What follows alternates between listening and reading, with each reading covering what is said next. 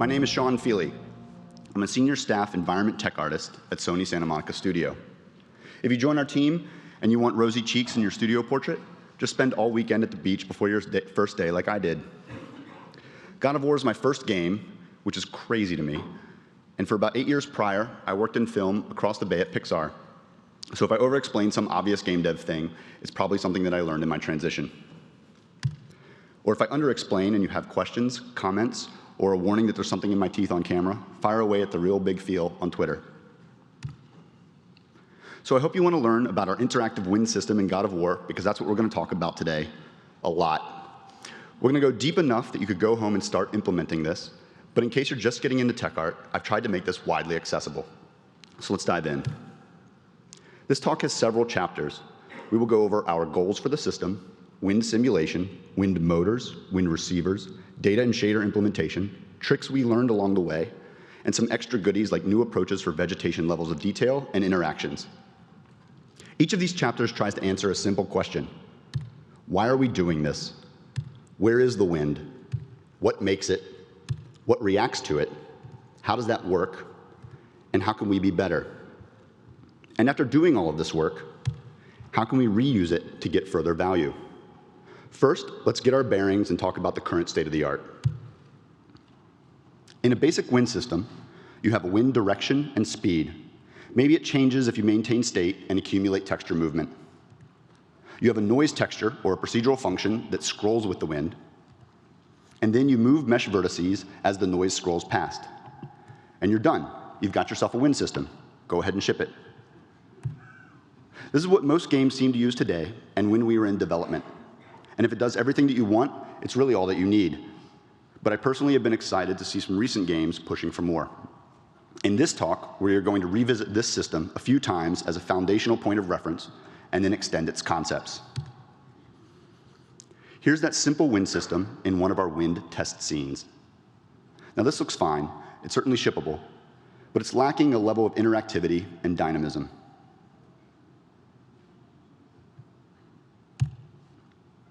Okay, so what did we set out to do and why? What could a richer system get us?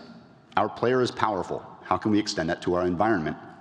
We have 3 goals for the shape of the wind. The player should be able to observe if their actions affected wind, and it probably should. They're playing as a god. The player should be able to observe which way the wind is blowing, but at the same time, the player should be able to observe spatial variety of speed or direction. Now, a reminder that able to observe and must observe are 2 different goals. We aimed for subtlety in an effort to avoid being distracting. If we cannot achieve these 3 goals in most conditions, I would say that the complexity increase of our system is not worth it. When developing our assets and workflows, we need to respect those goals plus a few more. At a bare minimum, I think we can do better than if wind, then wiggle. Let's not just improve functionality, but aim for better results, even in conditions that don't require a fully dynamic system. An isolated model should look good when wind is blowing across it for all wind speeds, and a group of models should look good together when wind is blowing across them. In other words, neighboring models should appear cohesive in their behavior. Now that's a lot of constraints, so given our fantasy setting and style, we didn't constrain ourselves to realistic behavior, but believable behavior. Now, I kind of made up that last one for this presentation, but it does reflect my mindset during development. This was never PBR for wind. I like to think that what we shipped achieves these goals. Let's jump back to our test level and see what it adds. We can generate environmental effects, like the wind from that fan. Attacks can affect their surroundings. And you can throw the axe at or near anything and watch as it reacts.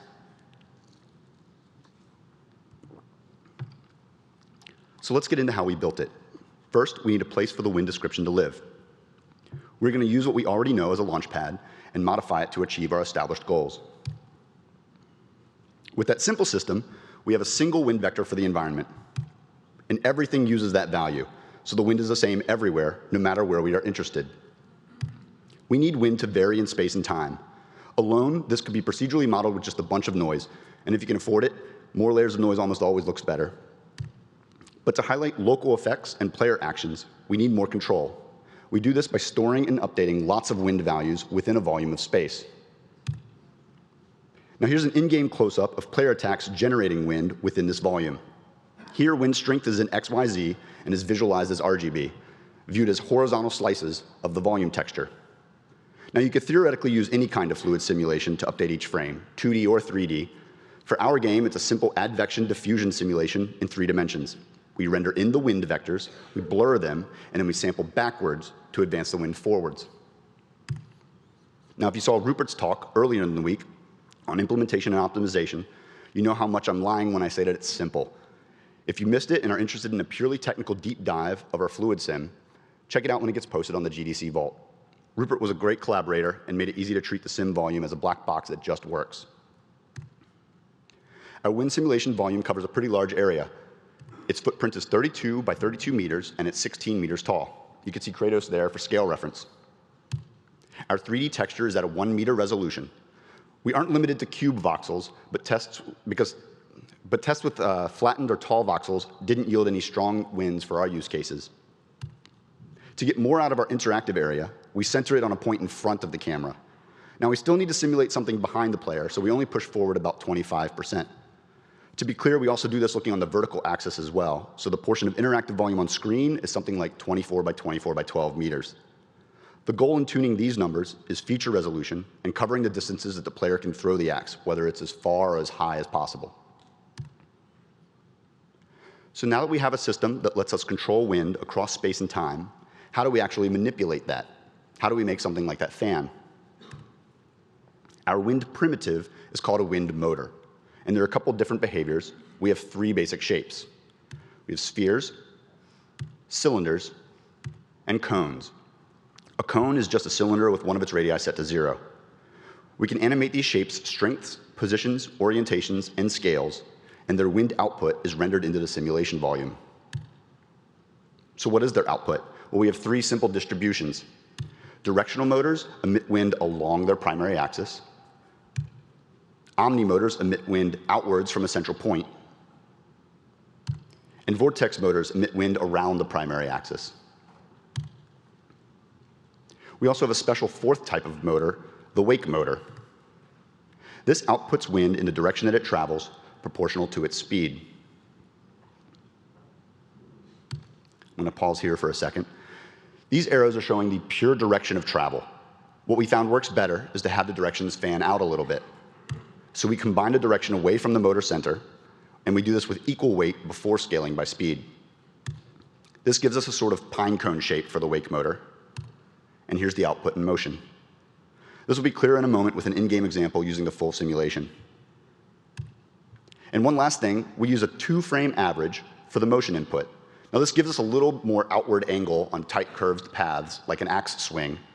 Now you might not need this, and honestly, we might not need this either. It was not intentional. Late in the project, we found that we were doing this accidentally by computing the distance between the current frame position and the previous frame's previous position. I fixed the bug, and well, it looked better before, and we'd authored most of our things, so I undid the fix, renamed the variable names to be more honest. Game of the year. So let's take a look at some in-game examples. We get a lot of mileage out of wake motors. It's easily our most used wind primitive. We put them in effects that spawn on weapons, so we get a free ride from animation. We create libraries of motors with animations to spawn, like this large burst instance.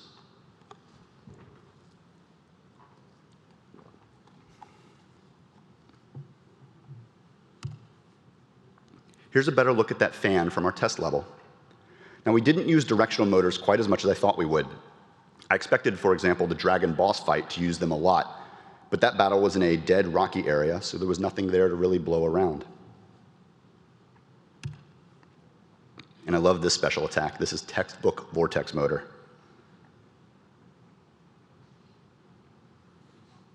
So cool. As the player levels up their gear, we increase the wind strength of their attacks. It's a subtle effect, but you can feel it.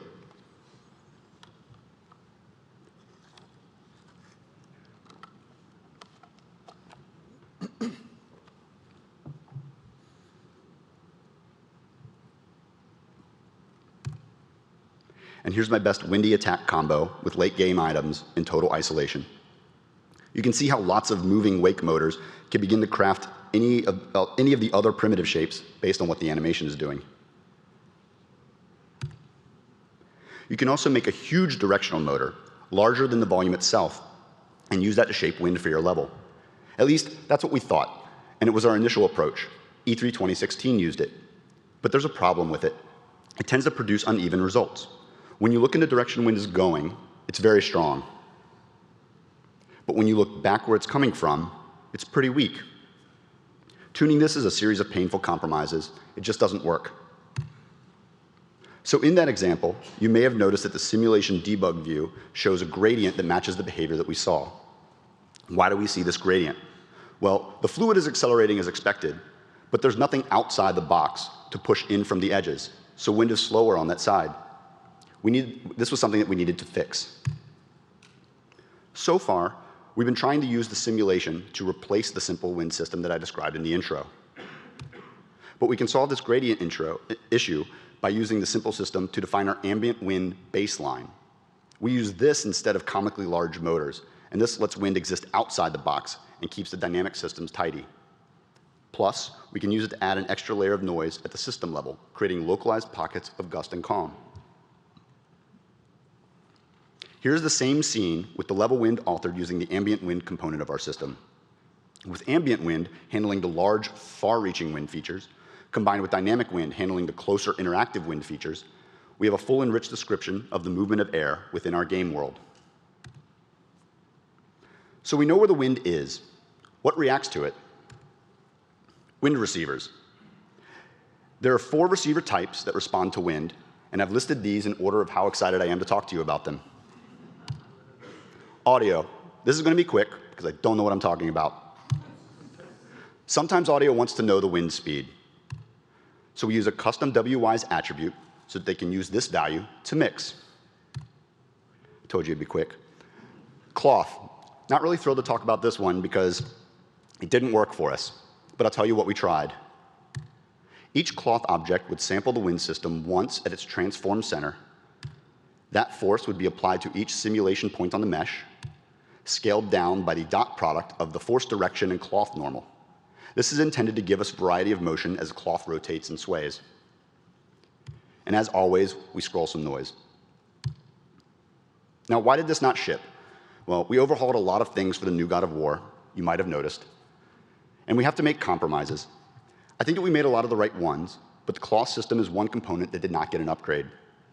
Adding wind exposed a lot of problems with it, and we'd like to revisit wind on cloth and the cloth system as a whole going forwards. But that was a lower priority for this game because we're still able to have cloth moving in game. Some of those are non-interactive, pre-simmed elements. These are mostly in cinematics.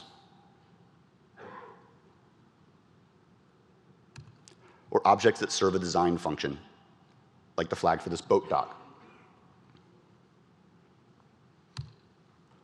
We are also able to get interactivity by skipping the cloth system completely and using mesh receivers. I'll talk about those shortly. These objects don't collide, but they do respond to wind, and therefore to player action. Particles.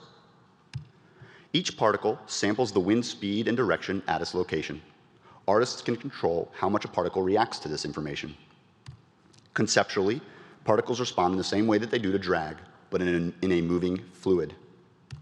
So a slow or stationary particle will speed up to match the fluid around it, while a fast-moving particle will slow down. Each frame, we compute the impulse each particle would need to match the wind, and we apply that, scaled by the particle's wind influence value. You could also think of this as a mass. The wind speed that it targets is the full combination of both the ambient and the dynamic wind values. And this showed a lot of promise in tests early on. This was an exciting test. It's a pretty old one, before particles moved to the GPU and before the sun grew hair.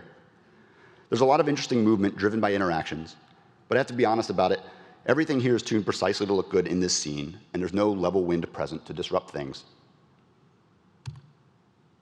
We still ship this functionality, but the wind motors and the settings that we used on axe attacks and within levels, they struck a balance that, for particles, well, it works, but it's missing some of the excitement of that early particle test scene. Now, this is not a knock on the effects team. They were very engaged and enthusiastic towards getting everything that they could out of the system. But if the effect looks better without responding to wind, well, I've got to agree, ignoring the force is the right decision.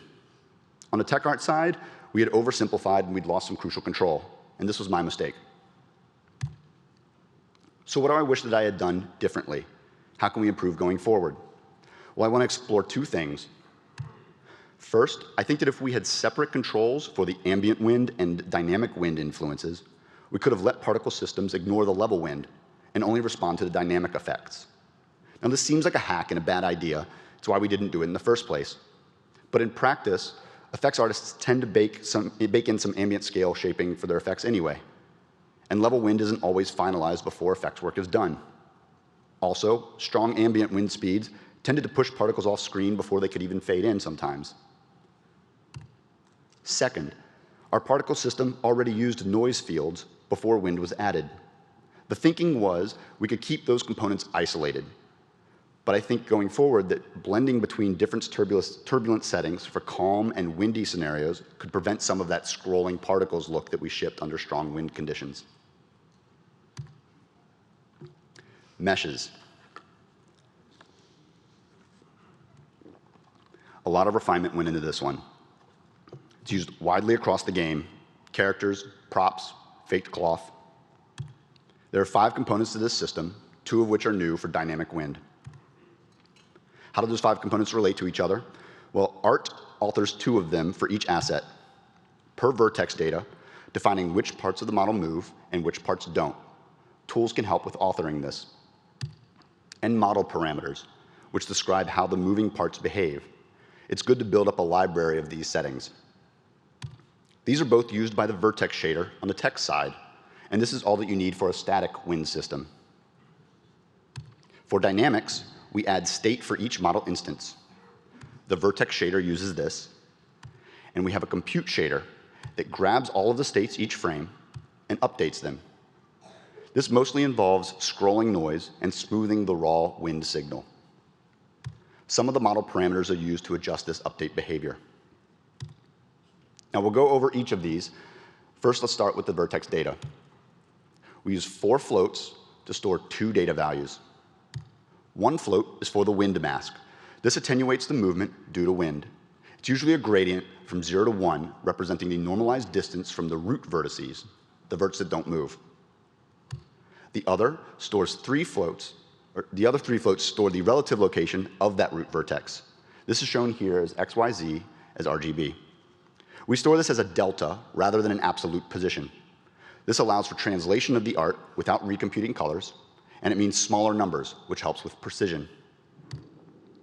Next, we will look at the object level parameters. We have 3 categories of these. We have leaf parameters, which control model shaping and posing. Settle parameters, which directly control some broader movement over multiple frames. And tree parameters. For models that activate these tree controls, we get a second hierarchy level to our shaping, centered at the object root, so we don't need additional vertex data or skinning support from character tech art. Now, this is a lot of control, and it can be overwhelming, so we took extra care to make sure that defaults were good. A new model should only need to change 2 or 3 of these settings, but honestly, learning which ones is still kind of a challenge for the artists. Building up a library so that artists can use a similar model settings as a starting point has been very helpful.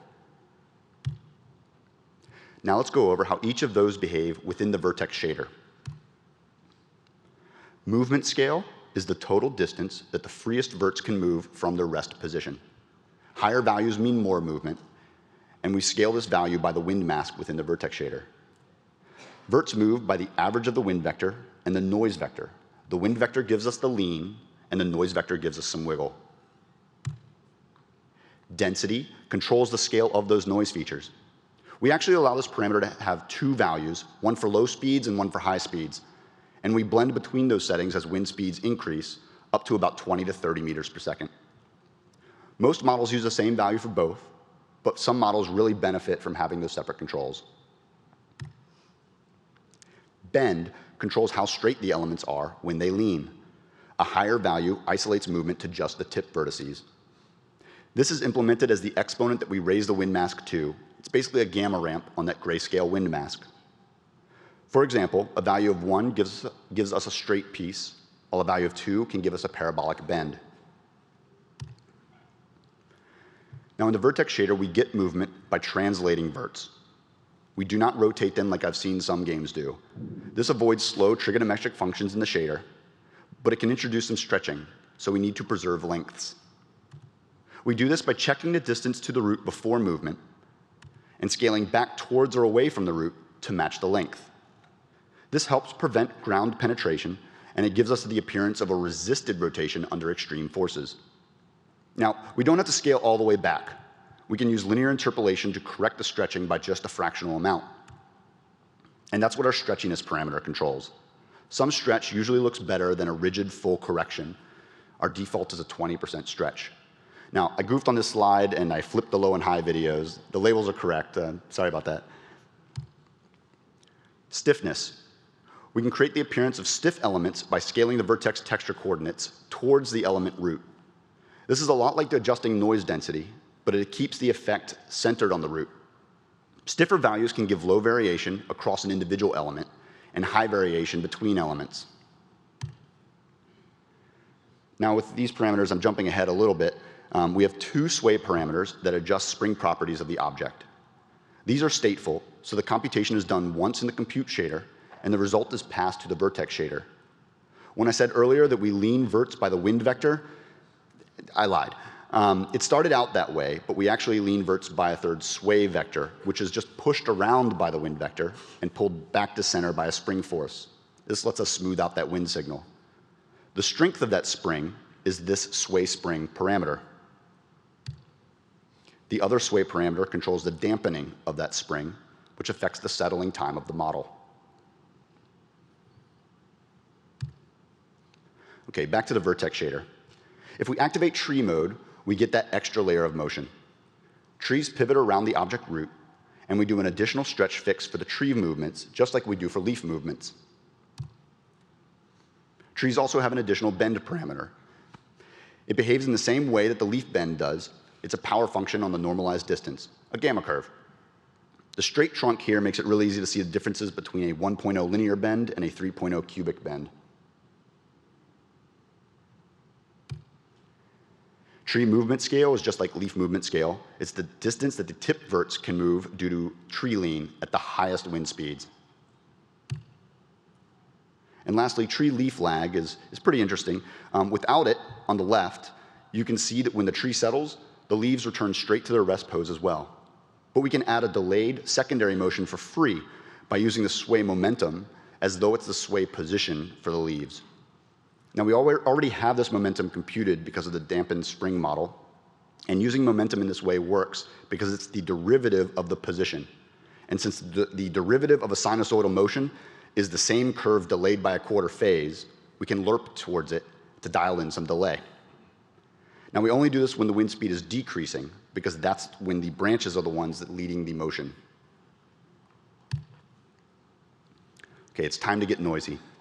What is our noise function? Our noise base is a 3-dimensional texture computed at game startup filled with random XYZ vectors that are bound within the unit sphere. You can use any noise base you like, and the techniques we're about to discuss should still apply.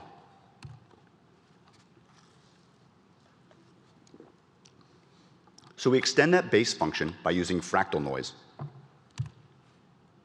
Fractal noise is usually a weighted sum of multiple noise samples at various scales. These scaled samples are called octaves. The most common method is to reduce the scale by a power of 2 for each octave. And since the features are scaled down, we scale down their contribution weights as well. Here's a crude visualization of the contribution curve. It's an exponential fall off. This combination of noise gives us a rich signal with features at a wide range of scales. Now, usually scaling a noise is pretty straightforward. You just scale the input coordinates. But there's a problem with that if the scale is animated, and ours is, because we blend scales based on wind speed, which is often changing. On the left, you can see naive scaling causes noise features to move. This effect is worse the farther you are from the scale center. We do not want this unintended motion. On the right is our solution.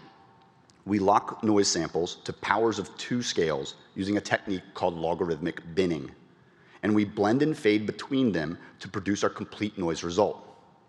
Put another way, instead of scaling the samples and keeping their contributions fixed, we keep the scales fixed and adjust their contributions. Let's look at that in a little more detail. Here, we are viewing the continuum of all noise octaves that have a power of 2 scale. Let's say the artist chooses a density scale of something like 1.3. The nearest power of 2, in this case 1.0, will be the noise scale with the most significant contribution. Instead of an exponential falloff, we use a triangle falloff centered at the input scale. And we use 4 octaves for our fractal noise, weighted by that triangle. Applying those weights and summing the samples will give us our final result. Animated scales will smoothly fade octaves in and out to generate fractal noise that does not move. A bonus to using these fixed logarithmic scales is that neighboring models with similar but not equal scales will still share some noise features that can scroll across them both. Now, those are some of the ways we've tried to improve the look of individual objects. Next, we're going to look at how we can improve the visual cohesion of multiple objects. For that, we will focus on how the compute shader moves noise around. To make some of these subtleties more easily identifiable for this discussion, I'm going to demo with some outrageous settings. I am out of water. Like some really outrageous settings. We're zoomed out a bit here. You can see Kratos in the center. He's very small. Wind is blowing in a steady direction at a steady speed. Each object has a world space coordinate. It's probably obvious. It's where its center is located in the world. But it also has a texture space coordinate, where its center is located in the wind noise texture. To create the effect of noise moving across the object, we offset its texture coordinates, and we do this in the opposite direction that wind is going. If you track the circle with your eyes, you will see that the noise features inside it appear to move down and to the left, relative to the circle's center. Each object that receives wind keeps track of its texture offset. The compute shader moves this coordinate each frame based on the wind speed and direction that the object is experiencing. Now, this works great for coherent wind, where wind is the same speed and direction everywhere. It also looks great for more complex weather patterns, but only for a short time. Slowly, things seem to get more and more random until the notion of directionality is lost. And when we switch back to a more uniform wind pattern, we don't recover from this damage. Why could this be? Let's look at 2 neighboring objects. They're neighbors in world space, and they're neighbors in texture space. Where they overlap, they share some noise features, and they continue to share these features even as they move through the texture together. But if their directions differ, they spread apart in the texture. Now, they're still neighbors in the world. This creates a disconnect, though. It's distorting the noise texture. They shared features at first, but become isolated as time passes. The same problem occurs for objects at different speeds. One solution to this could be to reset their texture position periodically. And this already exists. We've basically rediscovered flow maps. We use them all the time on surface materials and sky domes. This Vista flow was done by the amazing Timo Pilahamaki, one of our environment art leads on the project. You can see more of this kind of stuff on our team's ArtStation drop. So the gist of how it works is this.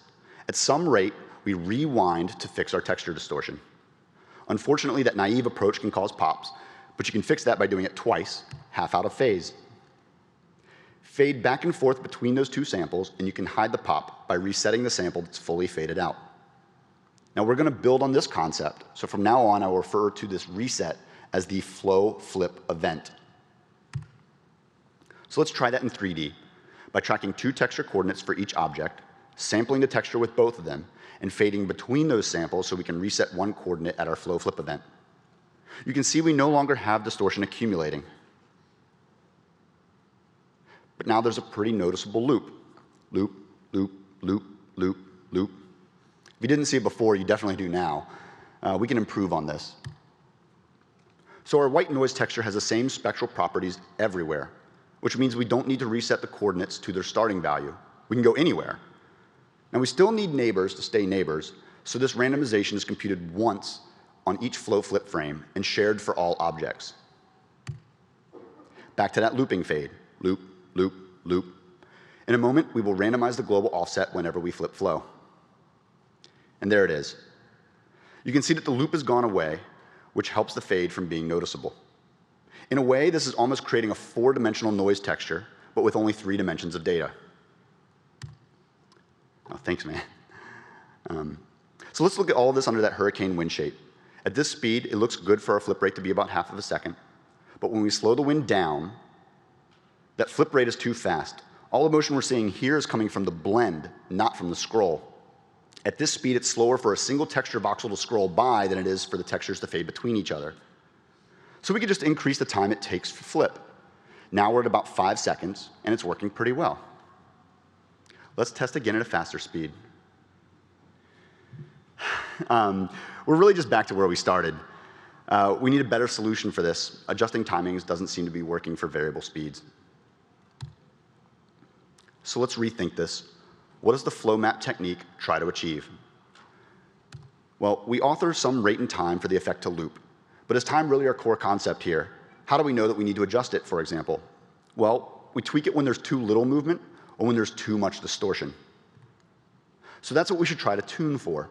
That's the parameter we should expose, maximum distortion. And we can define that as the distance traveled in texture space since our last flow flip. Now, there's still a problem here. If neighbors are drifting apart because of speed, their flip timings will drift apart too. It's kind of like when your car's windshield wipers are in sync with the car in front of you until it's not. So we need a way to bundle similar speeds together and schedule their flip to happen on the same frame. If only we knew of a way to group numbers together across all scales. Hey, do you guys remember logarithmic binning? I sure hope you do, because it was like 5 minutes ago. We will only consider the flow flip rate for wind speeds that are exactly a power of 2.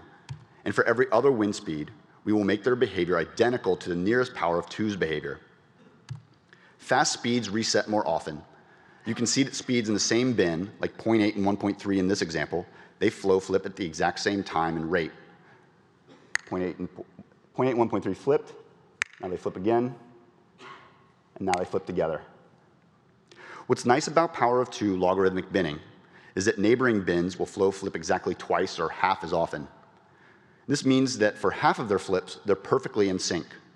This is important for speeds that are close to each other, but not close to the powers of 2 themselves, like 0.7 and 0.8 here. Here they both flip, and now just 0.8 flips. Here they both flip, and now just 0.8. Smack my laptop. If the wind speeds are varied, but mostly unchanging, all objects will stay in their same speed group. But that's rare. If an object's wind speed changes, it may find itself closer to a different power of 2, changing groups, and therefore out of sync with its new group. To correct for this, we adjust our fade rate for the object so that it will be in sync with its group by the time the flow flip occurs. So objects that are behind schedule briefly speed up, while those that are ahead of schedule briefly slow down. Now, there is an exception to this. If an object enters a group that it's about to flip, but the object itself is very behind schedule, we identify this as the group having completed more than 75% of its fade, while the object has completed less than 25% of its own. For these, we just target the next flow flip time. Essentially, it's running late for the bus, so we tell it to catch the next one. This prevents sudden rapid fades, which are perceived as animation pops. So with all of that implemented, now our noise features will stay consistent for coherent flows, and they'll stay consistent for divergent flows. This works across all speeds, whether we go slow or whether we go fast. And any accumulated distortion will recover gracefully when we return to coherent flows, where that distortion would be most noticeable. Here's an old debug clip that may give you an idea of what the flow flip rate looks like for that hurricane shape of wind. Now, these objects are hacked to bounce their flip rate. You can see the faster flip rate of objects on the perimeter and the slower rate of those in the center, where there are lower wind speeds. You can also see, at the group boundaries, that members of adjacent logarithmic bins will flip at exactly half or double the rate of their neighbors. And you may also notice that they are in phase with each other, so that they can reset on the same frame.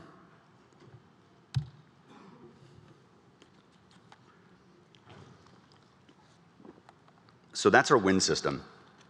Up next is the grab bag section of the talk. What tricks have we learned over a full development cycle with this system? Artist education. As artists and managers and producers come to understand the system and its limitations, we can borrow from existing intuitions by using lighting analogies. The wind volume, for example, is like shadow cascades. If your motor is not in the box, it's not going to blow wind. Just like if a model is outside the shadow map, it won't cast any shadows. Wind motors are like point and spotlights. They inject light and wind into the scene in a targeted way. Ambient wind nodes are kind of like directional or ambient lights. It doesn't matter where you put them, they affect everything all the same. Also, be careful about leaving stray ones laying around in scene files. And wind receivers are to the wind system what materials are to the lighting system. The system tells you how much of it's coming in, and the model material properties describe how the models respond to that. We've landed on a workflow for authoring vertex data that works really well for 90% of our models. We choose the mesh that we want to run, we tag the vertices that we want to anchor, and our vertex color tool will compute the wind mask as the normalized distance from the closest connected root. We normalize separately for each connected piece across the entire model. Artists can merge unconnected pieces just for this computation in case they have some floating elements that they want to combine. Sometimes we don't even need to manually select these root verts. We can guess them for each piece. For example, these implicit roots can be the vertex with the largest or smallest coordinate along the X, Y, or Z axis, or even the U and V texture axes for any connected piece. Or they could be the closest vertex to a specified surface or point in space. We can also mix implicit and explicit roots. If the implicit guess is good for 9 out of 10 pieces, the artist can just tag the roots on the pieces that need correction and run again. Travis Slagle is a senior tools tech artist that did an amazing job taking this workflow that I described and creating a tool that realized it. So for a long time, I got the same question over and over. Sean, what's a good wind speed for authoring my model? And my unhelpful answer was all of them. We need to look good at all speeds, guys. So to get everyone on the same page, we are inspired by something that Rupert discovered, the Beaufort scale. This was developed for sailors, or by sailors, in the early 19th century, and it describes 12 distinct categories of wind speeds and the land and sea behaviors that identify them. It's a great reference, and you should check it out on Wikipedia. Now, 12 is more granularity than we need, so we reduced this to 5 agreeable named speeds. We would use these to direct wind intensity in our levels and keep models looking like they exist in the same space. Our speed categories are still, this is my favorite video, calm, breezy, strong, and violent, because it wouldn't be a God of War game without a little violence. We add named buttons to our wind speed override tool so that everyone can test their models under the same conditions and sanity check level settings. You just click the named button and it pushes the slider to the respective value. After establishing this language, the wind speed questions disappeared. And these are our speeds for those, but a reminder that the numbers here don't matter because it's technically the texture scroll speed, not the speed of the wind that it's supposed to look like. Again, this is not PBR wind. Okay. Here's my weird tip of the day. When you're tuning model parameters and testing under different speeds, blow on your screen. Try to match the energy of the wind speed name. Calm. Breezy. Violent. And then maybe wipe your screen afterwards. It's a pretty dumb idea. You're going to feel silly at first, but I promise you that it works. Once the model feels like it's responding to you, it just clicks. And you know you've got some good settings. It's time to check in. So some trees in our game are very large. They wouldn't really sway too much. We found that for these, we got a better look by putting wind on the branches individually and activating the tree behavior on those branches. This meant that each one could sample the wind separately. And this was important because an axe throw would otherwise make the whole tree shake if they had shared a single sample. Here's a look at one of those branches with 3 different settings. On the top, we've not activated the tree settings. Vertex paint is just a gradient from the branch root to the leaf tips. On the bottom, we tuned with tree settings activated. The left model is using the same gradient as the top, while the one on the right uses a gradient that radiates away from the branch core. The bottom right model is the one that we shipped after I fixed that one wiggly branch vert. When modeling branches to use this extra layer of tree movement, it's helpful to align your vertices with the branch's flow in the texture. After all, if there's no vertex there, you cannot pin it as a pivot. Using this technique creates this radiant gradient away from the branch core, whose behavior looks a little less rubbery than a linear gradient. But sometimes I like to blend the mask of both while keeping the pivots from the one on the left. Here are those kinds of gradients on the same model. We can see the different plausible looks we can get just from playing with how we generate vertex colors. The one on the left is that radiant gradient. It's fun to say. The one on the right is linear, and the middle one is a blend. For this model, I believe that we shipped the blend, but the settings on the left look good too. Leaning further into, if it's stupid but works, it's not that stupid. Hanging banners and ropes are upside-down trees. We stubbed in a setting for pendulum movement specifically for this purpose, but we didn't complete the functionality because springs looked good enough. For hair, especially flyaways, it works well to have the pivot of every hair vertex use the closest point on the scalp as its root. To be clear, this is different from the workflow we've been describing. The pivot is not a vertex on the hair mesh. We set the wind vertex mask value to the distance between the vertex and the scalp. Then we normalize the mask for the entire hair mesh. In this video, the left model uses this technique, while the right model uses the hair origin as a pivot, and the one in the middle is a blend of the two. For this character, we ship the one on the left. Fur can be tricky. It's usually made of single quad cards or triangles, and this means that the bend parameter doesn't do anything because both 1 and 0 don't change no matter the exponent you raise them to. Fur is usually laying flat against the skin, which means that it's easy for even small movements to cause penetration with the skin, and we don't have bend to mitigate that. So for these, we compute pivots with the usual method, but we set the wind mask value for the tips to be the distance to the skin, just like we do for hair, and we renormalize for the whole fur mesh, not for each individual card. Before normalizing, we take the maximum value, and we use about 90% of that for our model's wind movement parameter. Just a reminder that if you do this, remember to set the bend to 1.0 for these, otherwise you'll mute the effect on short hairs since we're baking in their absolute lengths. Beards are a lot like fur, but we have a few more spans to work with, at least our models do, and I'm glad that they did, because it lets us use that bend parameter, and we go pretty high with the exponent. Kratos' beard uses 3.0, and the fur on his pelt has multiple spans, and we use 3.3 for that. These high values keep the interior of the beard stiff, but it lets the tips convey motion. To let the beards shape the silhouette on the far cheek side, it's okay to use large enough movement values that just the tips penetrate on the side of the face getting hit by wind. Now, it's possible that this could poke into the mouth interior, but we never saw this happening. And some of our bearded characters have beard shells underneath the cards. Some of them don't. For wind, my preference is for shells to be rigid and fairly tight to the skin, or not exist at all if it looks better. And this prevents them from being exposed as cards move around.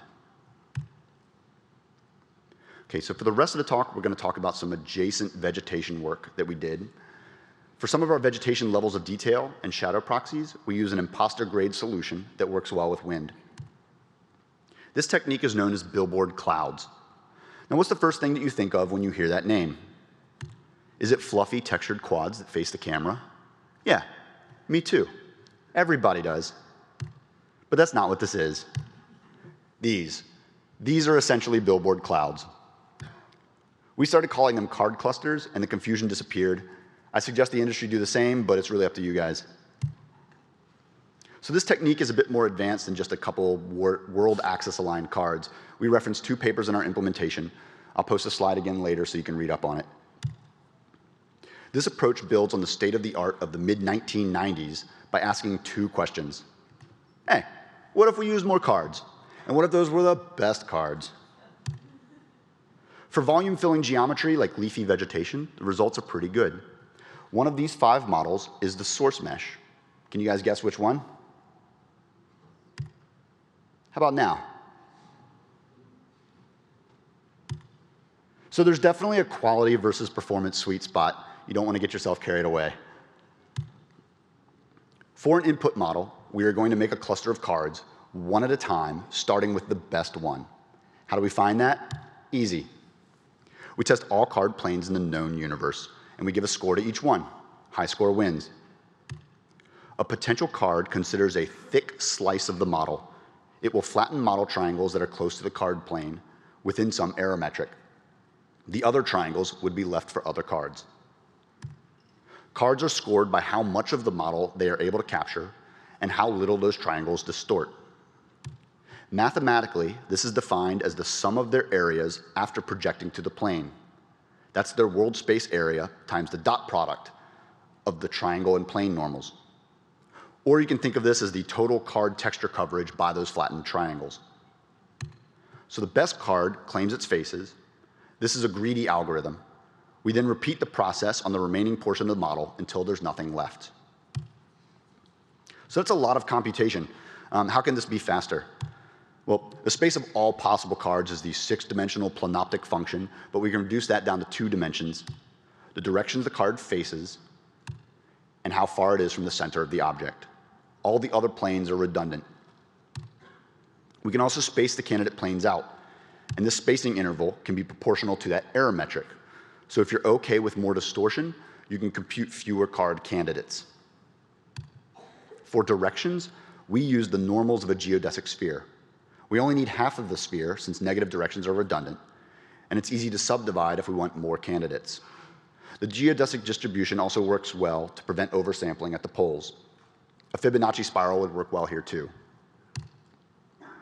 The projected area of a face doesn't change if the plane orientation doesn't change, so we pre-compute individual face areas for each orientation batch, and then it's just a simple summation. And of course, we ignore cards that are far away, miles away. They have to intersect the model bounding box. Once you have the cards, then, as you would with imposters, we render the material channels from orthographic cameras. For each card, we match the camera position, orientation, and bounds to the card and its contents. Now, this can include clipping planes. The distance between near and far can match the closeness parameter, the error metric. We use Python image library and Maya UV auto layout to generate our final textures. And lastly, sometimes a face is close to a card that scored highly, but it's not a good pair for that face. This face is a victim of the greedy algorithm. After we know which cards we will use, it's fast to retest if a face would score better with a different close card. If we find a better card, we just switch it over before rendering the textures. This helps prevent a large gap from appearing around the first card we find, and it preserves the visual density of the model better than compensating by rendering faces into multiple cards. So here in our test level, we're looking at the card cluster versions of these trees. As we approach, we'll fade into the full models.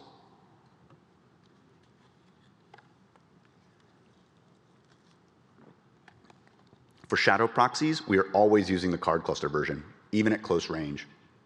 We're looking at card cluster shadows right now. We use card clusters instead of imposters so that we can get wind movement and parallax, because we have a few more verts to work with. This is done with a vertex attribute transfer from the base model to the card cluster model. It's nothing too complex. It's not an exact match, but it gives us some good movement, especially in the shadows. Now, as the card cluster model got far away, we noticed some matte edge inaccuracy. So we need to flood our textures. This is often done by dilating or blurring the image and putting the original on top and repeating until you flood it enough. Now, this looks nice, but your users and players are never going to see it. And it's pretty slow, especially for large images. It's also biased towards the edge color. Probably not noticeable except in contrived situations, but it could be better. I wanted something that would resolve faster, so I developed something I call MIP flooding, which assumes power of 2 sized images. So for an image, we use unpre-multiplied color. At each step, we scale it down to half of its size, weighting the samples by their alpha coverage. And we repeat until we get to 1 pixel wide or tall. We remember these textures, and then we walk back up the MIP chain using nearest neighbor to upscale. We composite the higher res MIP on top, and we repeat all the way back up the stack. Now this is fast to generate, and it scales well with image size because of the logarithmic component to the algorithmic time complexity.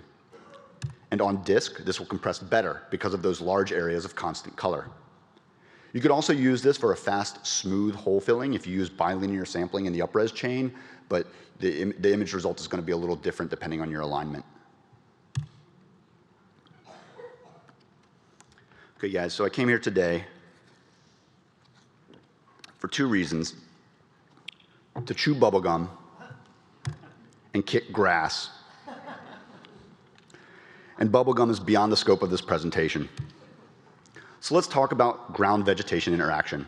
How does it move when physical objects collide with it? Physical objects like characters, just chilling in the grass, we want their presence to affect nearby vegetation by moving it out of the way. This is commonly done with a top-down projected render texture. Each collider can render into the texture a simple representation of itself, like a sprite of some directional vectors, rendered with an additive blend so multiple shapes can mix in any order. A vegetation model that wants to respond to collision would read this world space texture and move its vertices in the direction sampled. Andrew Maximov did this for Uncharted 4. Another method is to render collider shapes into a height field instead of rendering explicit directions. To blend these in any order, a minimum blend mode preserves the deepest disturbances. This could push verts down proportional to the displacement and use that stretching fix that we described earlier to make it look like rotation. Or we could compute the gradient of the field and use that to push away from the collider. Now this is not the Photoshop gradient, this is the calculus gradient. It's the direction of greatest slope. So after whipping up something simple, you can see the grass here parting near the player's feet. It looks pretty good with this camera, but this is not our game's camera. This is our game's camera. You rarely see his feet, so you will rarely see this movement. And that's disappointing, at least to me. We need something more. My goal was to figure out a way to extend this settling so that the player could see a trail. Our first pass at the trail was to use 2 channels for XZ direction offsets and extend it with an extra channel for effect age. We use a ribbon particle system to create some trail geometry. This extends the trailing edge of the sphere and fades out all channels over its lifespan. The extra age channel, shown here in the blue channel, would let us seek into a procedural settling animation. This technique showed some promise, and we used it for E3 2017, but it did have some problems. It could only use sphere colliders.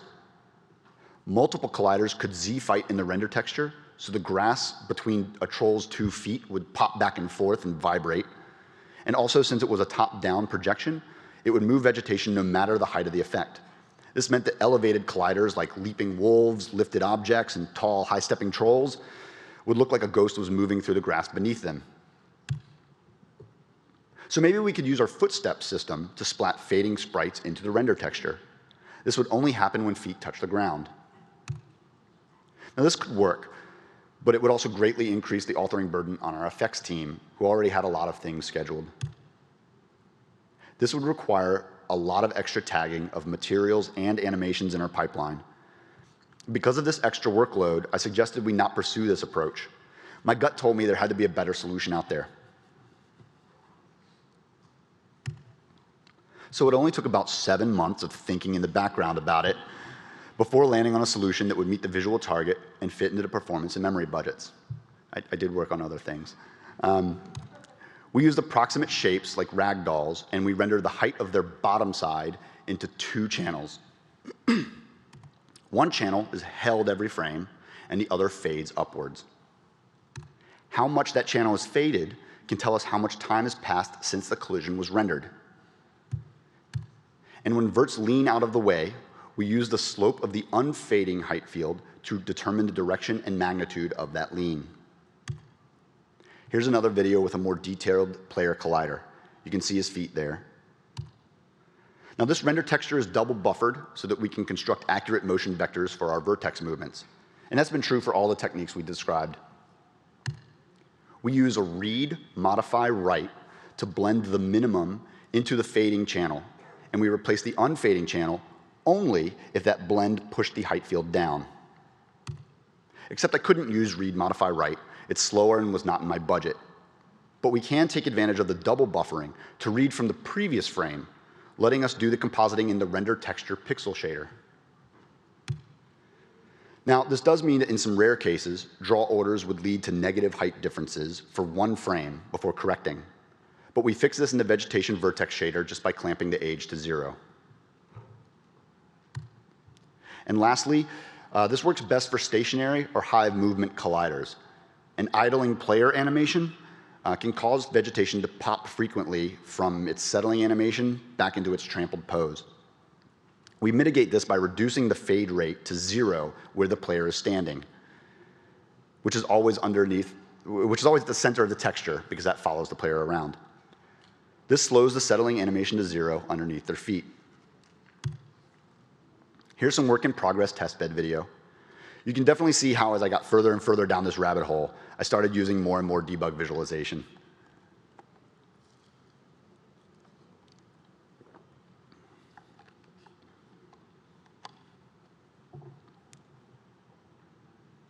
Forgive the Z fighting there.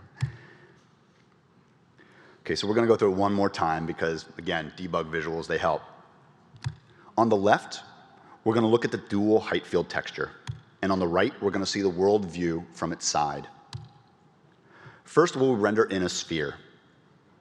In the world view, I'm going to add a slice of the height field so that we can see it in space. If we take away the sphere, you can see that one channel of the height field fades up at a constant rate, while the other is held firm. Adding the sphere back, let's move it. And pause. So the differences in the height field channels, divided by the fade rate, tells us how much time has passed since the collider moved away from that position. We use a procedural animation for total lean. It's a cosine times the fall off. And it goes negative to give us overshooting as vegetation settles. We use that time passed to seek a pose from that animation curve. Now, as we watch the sphere continue to move, you can see how it overwrites the held channel only when it's deeper than the faded channel. This means that shallower collisions need to wait for the vegetation to settle somewhat before they can affect it, but deeper collisions can affect it right away. Let's watch that one more time, but with some simple grass geometry reacting to it.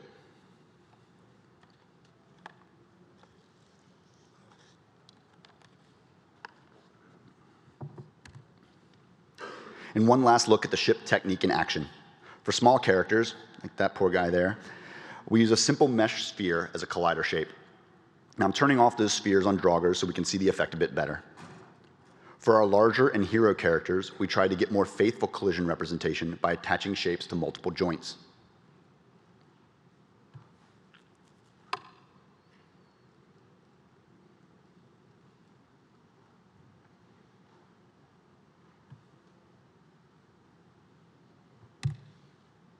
And we're not limited to primitive shapes. The troll totem has a custom collider shape, and this works really well. We can also see here the importance of separate foot colliders for large characters.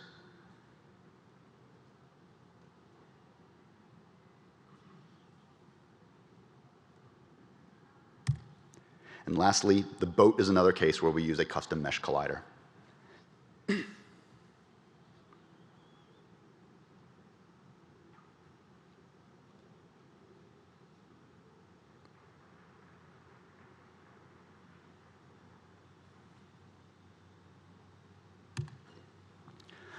Okay, guys, we made it through. That was a lot to go over. I hope everything was clear and you were able to take something away from it, even if you don't plan to implement a system with all of these features.